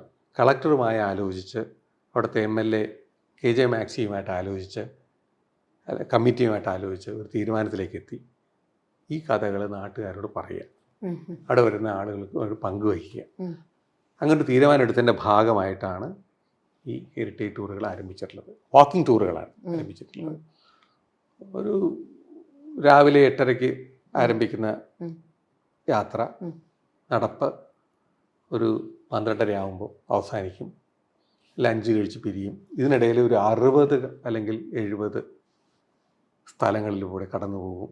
ആ സ്ഥലങ്ങളുടെ ചരിത്രപരമായിട്ടുള്ള അല്ലെങ്കിൽ പൈതൃകപരമായിട്ടുള്ള കാര്യങ്ങൾ നമ്മൾ കഥകൾ ഇപ്പൊ പോലെ എത്ര പറയും. വാക്കായി? ഇതിപ്പോൾ 3ാമത്തെ വാക്ക് നടക്കാൻ പോകും. House response? നല്ല റെസ്പോൺസാണ്. നല്ല മഴയായിരുന്നല്ലോ, എന്നിട്ട് പോലും ഞങ്ങൾക്ക് നല്ല റെസ്പോൺസ് കിട്ടി. അതാണ്. അപ്പോൾ ഈ അടുത്ത് വരാൻ പോകുന്ന ഇപ്പോൾ ആദ്യത്തെ വാക്ക് ഹെറിറ്റേജ് വാക്ക് ഫോർട്ട് കൊച്ചി ആയിരുന്നു. രണ്ടാമത്തേത് ജനറൽ മട്ടാഞ്ചേരി ആയിരുന്നു. അവിടെ വെച്ചിട്ടാണ് നമ്മൾ കണ്ടത്. 3ാമത്തെ നടക്കാൻ പോകുന്നത് അടുത്ത 14-ാം തീയതി. അത് പോർച്ചുഗീസ് കൊച്ചി എന്നതാണ് സബ്ജക്റ്റ്. പോർച്ചുഗീസ് കോട്ടയുണ്ടായിരുന്ന ആ കൊച്ചി, അതിൻ്റെ അവശിഷ്ടങ്ങൾ ഇപ്പോഴും അവിടെയുണ്ട്. ആ അവശിഷ്ടങ്ങളിലൂടെ കടന്നു പോകുന്നൊരു യാത്രയാണ്. ഫോർട്ട് കൊച്ചിയിൽ വരുന്ന ആളുകൾ സാധാരണ ചോദിക്കാറുണ്ട്, ഫോർട്ട് കൊച്ചിയിൽ ഫോർട്ട് എവിടെയെന്ന് ചോദിക്കാറുണ്ട്. അതിനുള്ളൊരു ഉത്തരം കൊടുക്കുന്നൊരു യാത്രയാണ്. അതാണ്. അത് ഏതാണ്ട് ഒരു 60ഓളം ഹെറിറ്റേജ് സ്പേസസിലൂടെ കടന്നു പോകുന്നൊരു യാത്രയാണ്. അതിൽ പോർച്ചുഗീസ് ബന്ധം, കൊച്ചിയുടെ പോർച്ചുഗീസ് ബന്ധം കൃത്യമായിട്ട് പറഞ്ഞു കൊടുക്കുന്ന, കാണിച്ചു കൊടുക്കുന്ന തെളിവുകൾ അവിടെയുണ്ട്. അതിലൂടെയാണ് യാത്ര. ഇത്രയും പാഷനേറ്റ് ആയിട്ട് ഹിസ്റ്ററിയെ രേഖപ്പെടുത്താൻ വേണ്ടിയിട്ടുള്ള താങ്കളുടെ ജേണിക്ക് ഞങ്ങൾ എല്ലാവിധ ആശംസകളും നേരുന്നു. Thank you.